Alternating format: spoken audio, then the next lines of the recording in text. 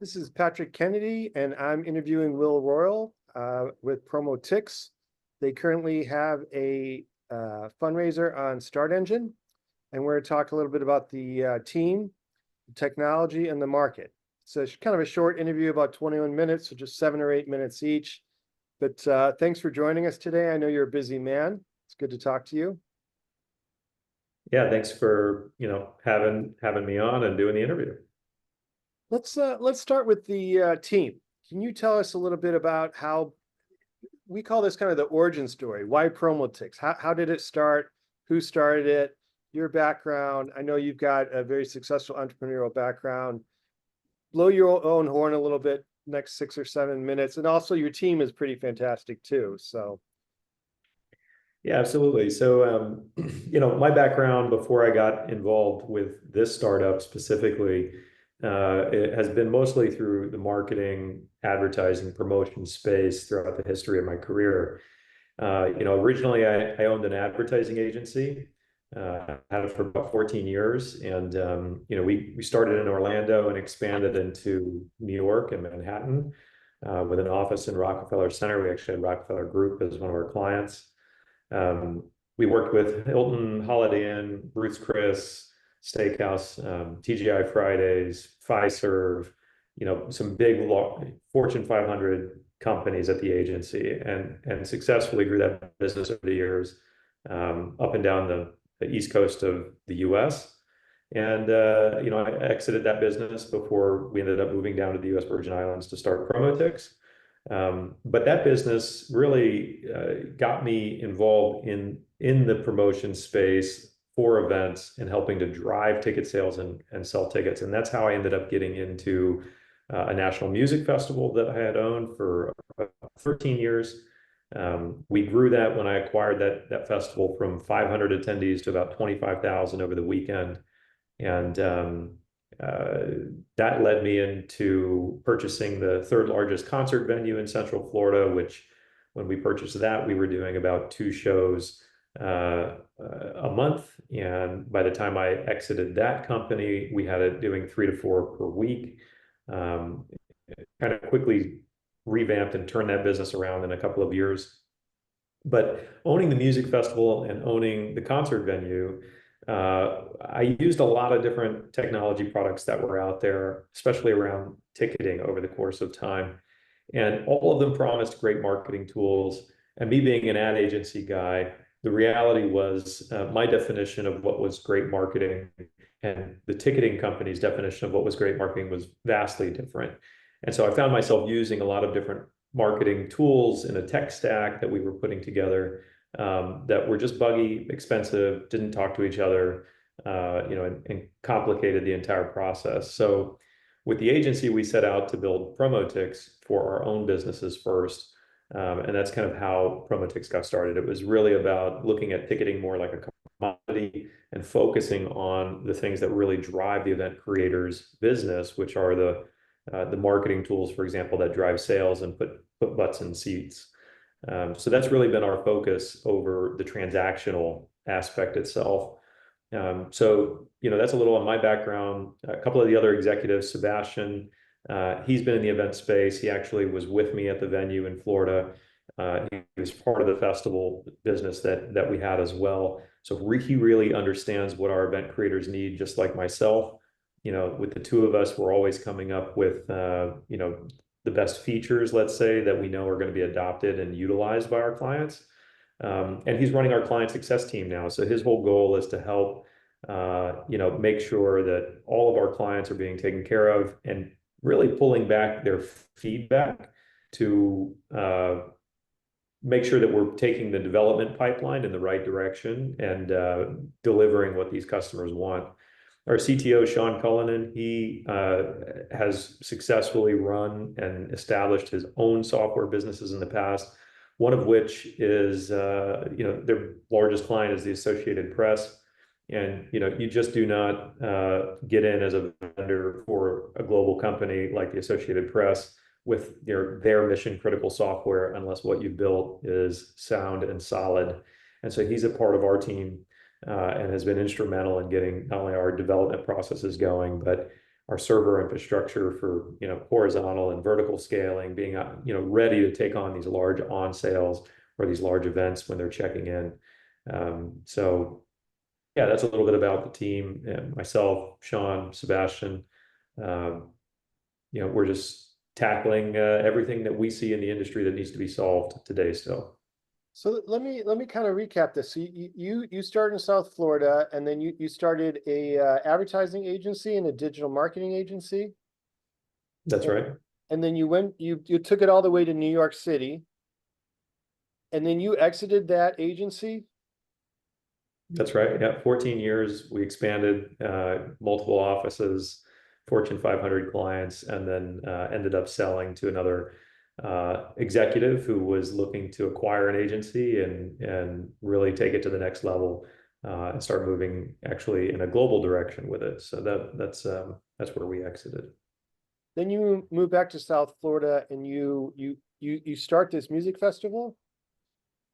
So the music festival I actually had while I had the agency. The opportunity originally came when it was small, it was growing, but someone came to me and they said, "Hey, we don't have money to hire a firm like yours, but I personally knew them, they knew me, they knew my love for music and the event space."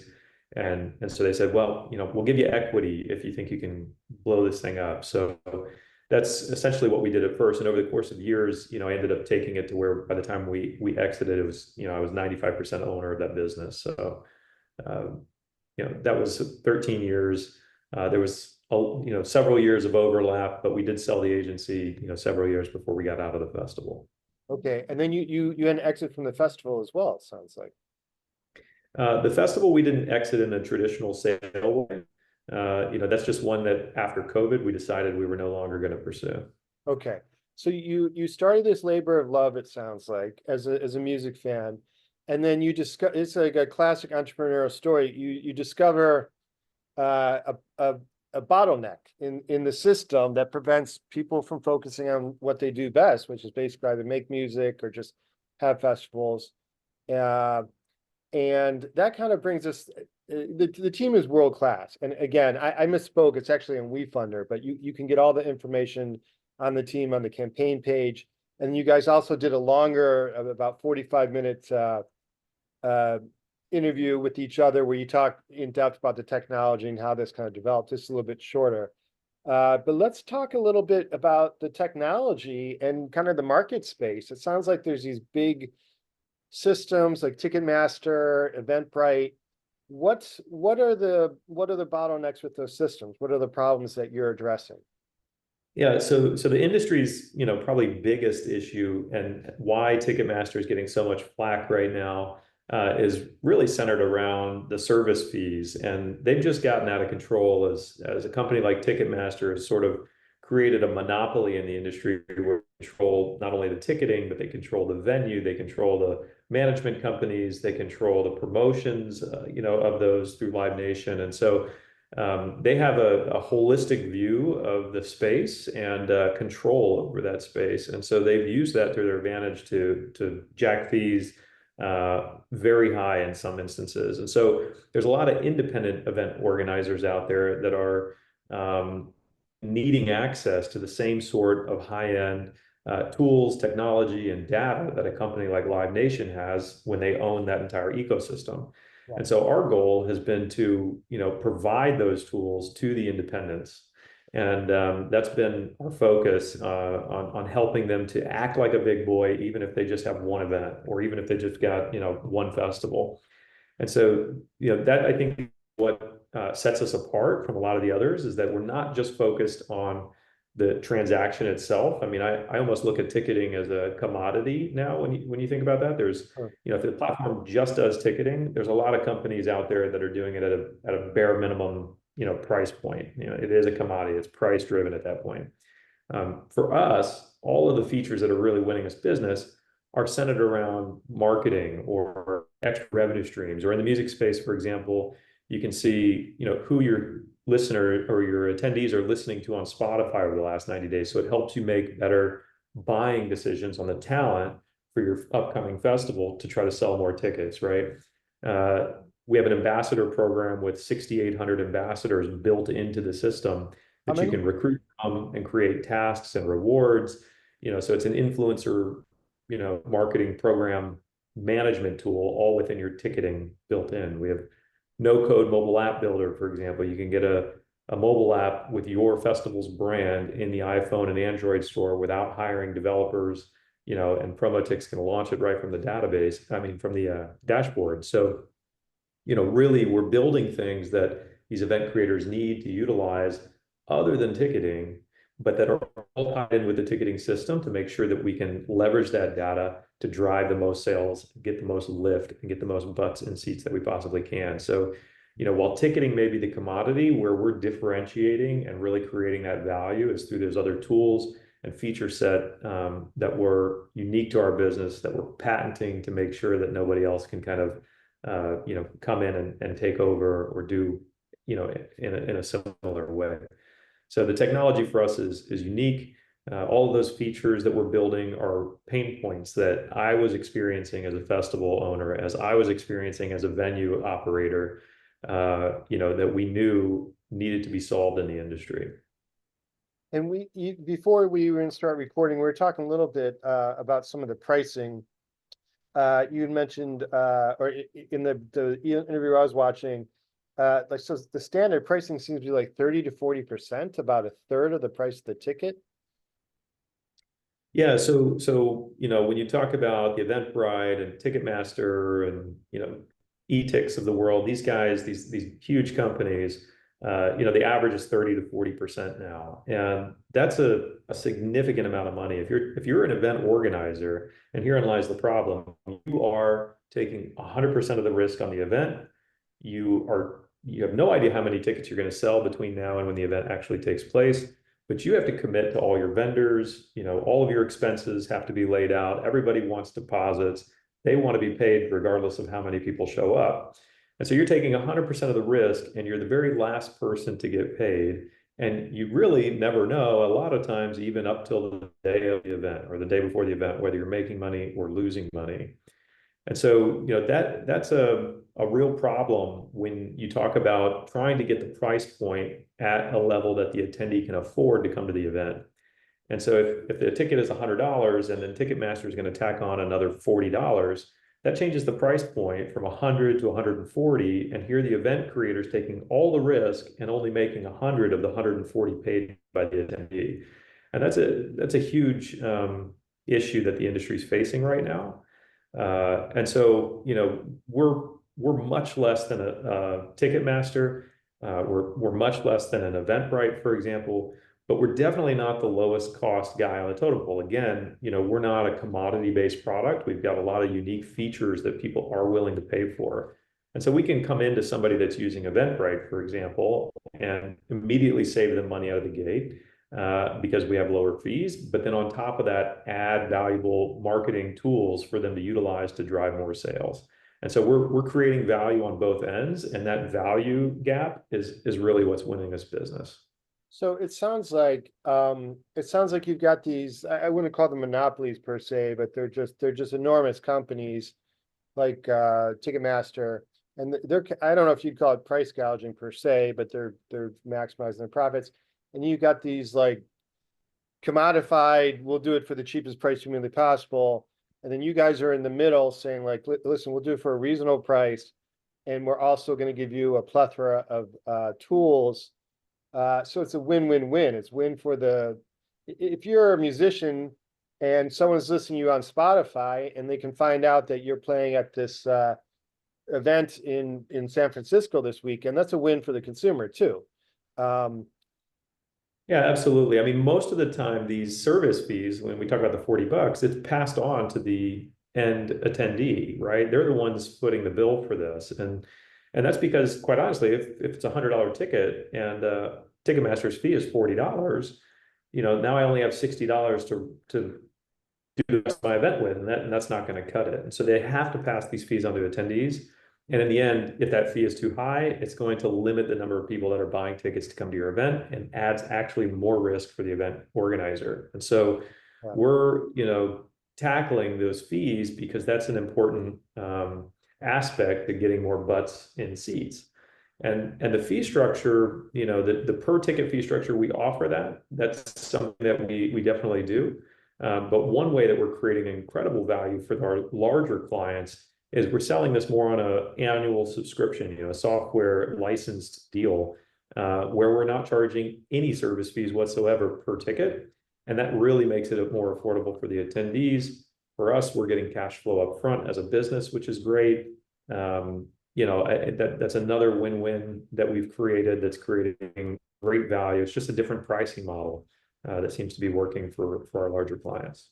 Oh, I see. So you're setting up a subscription service where instead of charging per ticket, you're basically, they have a subscription to this proprietary software, and then you guys get money up front. They get all this plethora of tools. It sounds like they can tweak it as well. Is that Yeah, and so that client can actually still charge a service fee to the end attendee, but then they get to keep it if they've paid us for that license fee. And so they could advertise, for example, a $100 ticket and then charge maybe a more reasonable booking fee, like $5 to $10 instead of 40, like a Ticketmaster. And then the event creator is actually collecting $105 to $110 on the $100 ticket.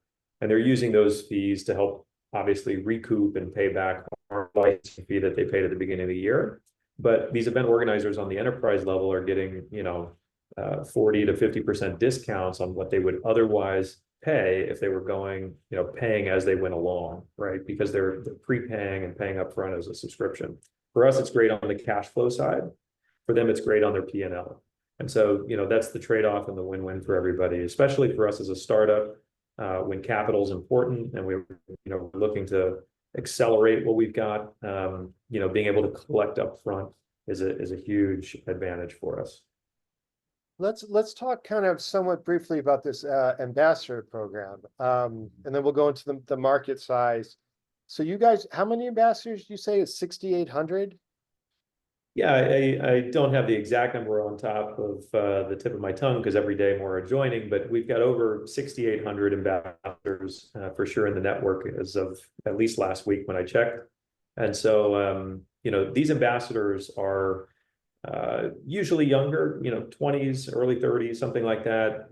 They're kind of gig workers, if you will, in a sense that they have the ability to join a campaign that's being promoted on PromoTix. And once they join that campaign, they can help that event organizer sell tickets in a few different ways.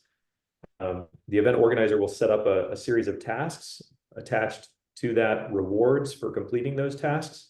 And those tasks can be anything from selling tickets through a handheld point of sale system that the ambassadors are carrying around with them, to hanging up posters and flyers where they would take a picture to prove that they hung that poster up at the Starbucks or the record shop or wherever it might be. And then the event organizers can see where all those posters, flyers have been distributed on a geographic map, because we take the geo data located inside the metadata of that photo on the phone.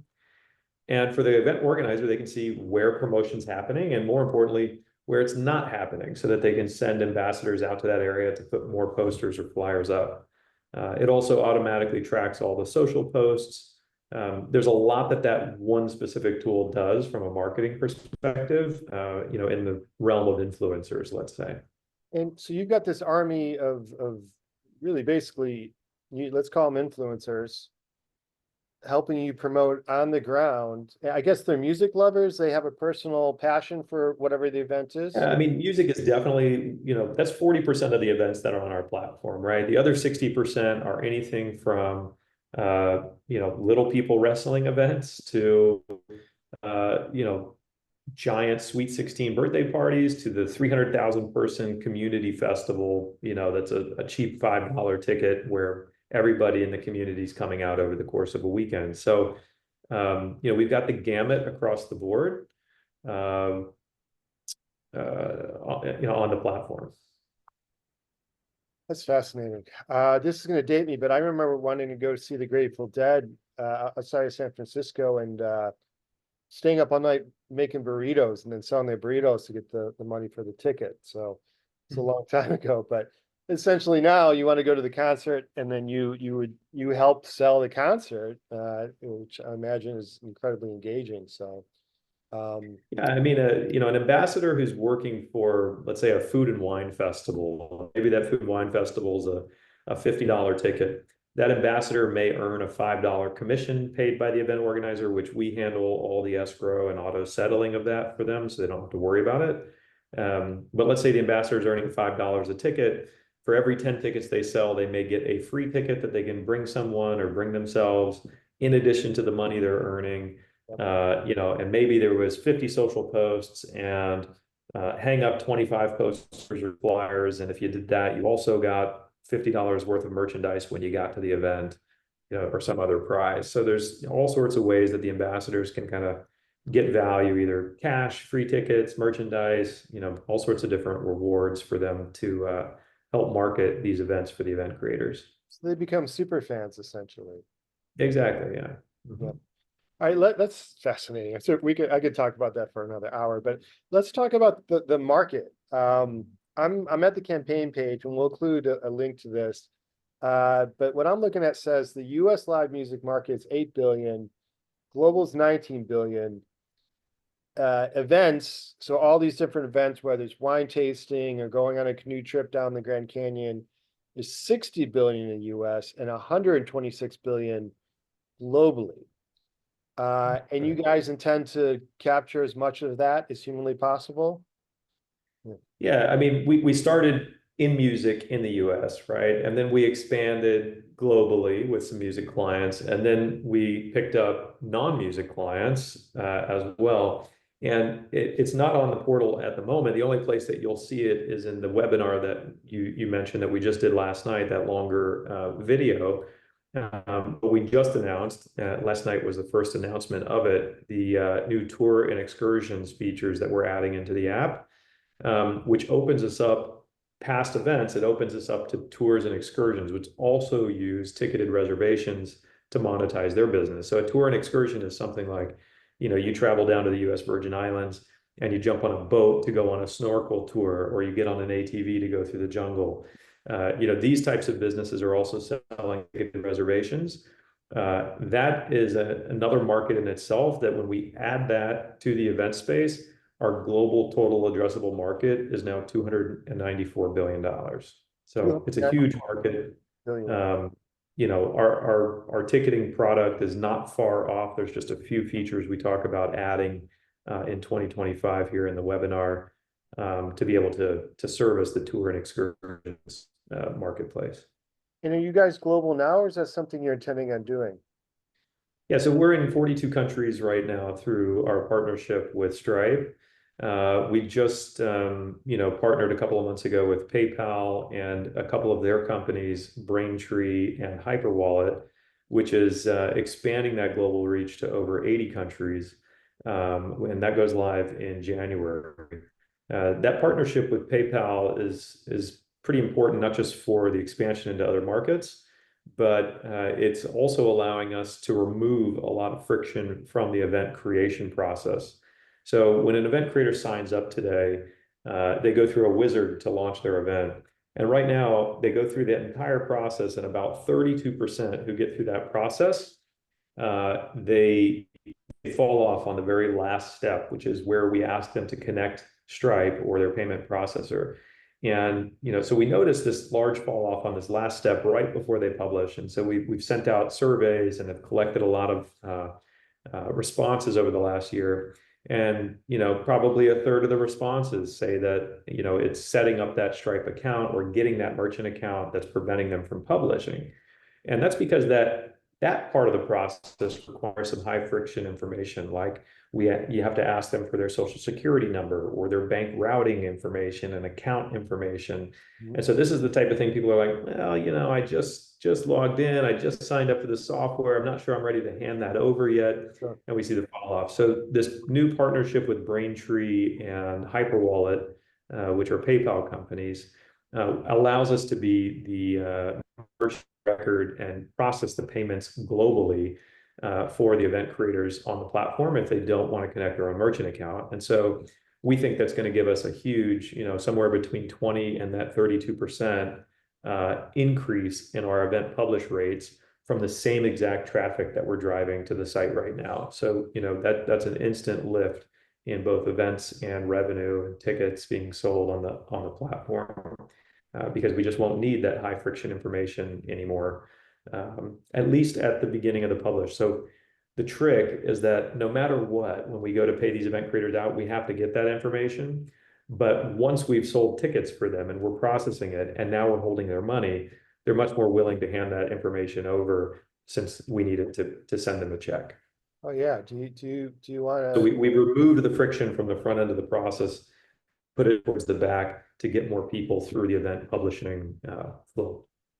Right. Theoretically, you get a cookie if you go through some discomfort now. Later, you see the cookie in front of you and you know the cookie's right there. The cookie Right. being money. So, of course. So, it's really brilliant the way you kind of systematically eliminate all these bottlenecks, whether they're technological or Yeah, I mean, organizational. we're constantly tracking the user journey and funnels through our site, and performing conversion optimization every step of the way, to continuously get more and more out of the traffic, and ultimately the ad dollars that we're spending to drive that traffic now. And you have 54.5 million in sales to date. Is that accurate? Yeah, it's definitely more than that now. That number, was a few weeks ago at this point, but yeah, let's just call it over 55 million in ticket sales through the platform at this point, and still going strong. Okay. And nearly a million users so far as well. Definitely over, all the tickets sold and the event creators using the platform, we're probably at 1.1, somewhere around there in the total users at this point. Okay, great. Fantastic. Well, again, I'm sure we could talk for an hour about particularly about the technology, but meant to be a short interview. You guys are live now on WeFunder. And I guess two other things is if someone's interested in investing, say 5,000, 10,000 plus, is there someone on the team that they could talk to, have like a 15, 20-minute Zoom call with?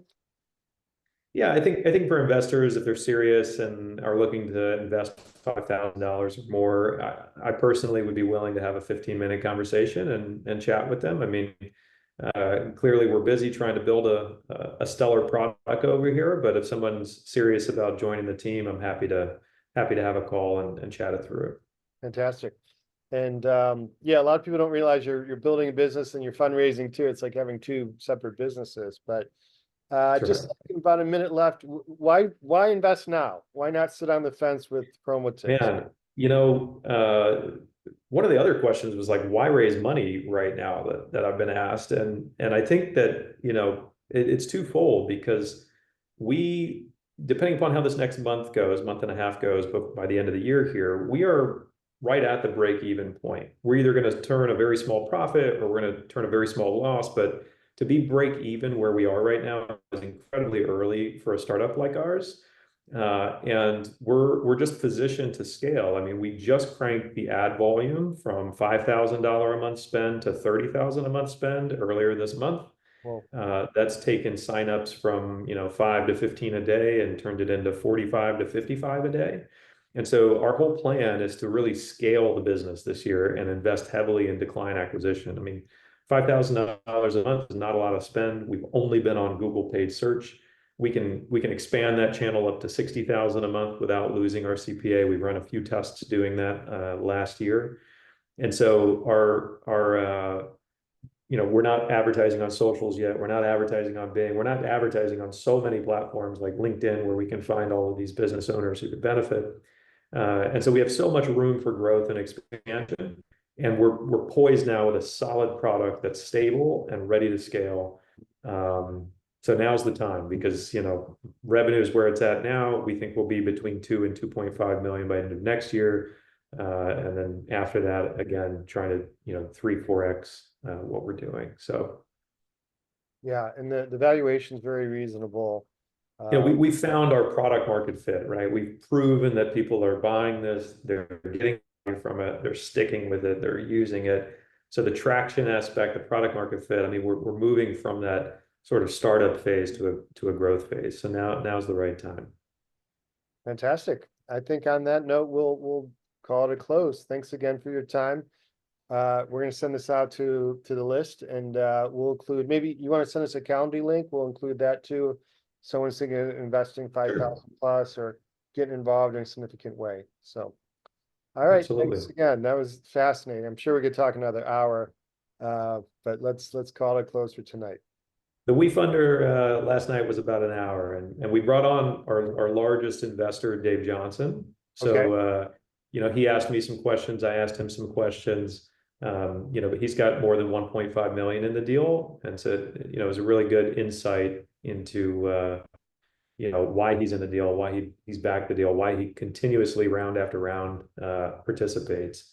But he's still super excited, and he learned some things on the webinar last night that he didn't know too. So he was getting new information as well. We'll, I think we'll send that webinar out first. And it says here, David A. Johnson, founder of multiple financial service companies and successful investor.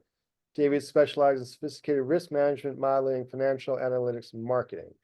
So he's like a guru of sorts. Yeah, he's a financial guy, a risk modeling guy. To have him as our lead investor, we felt pretty humbled and validated in what we were doing. So fantastic. All right, thanks again. Yeah, thanks, Patrick. Take care.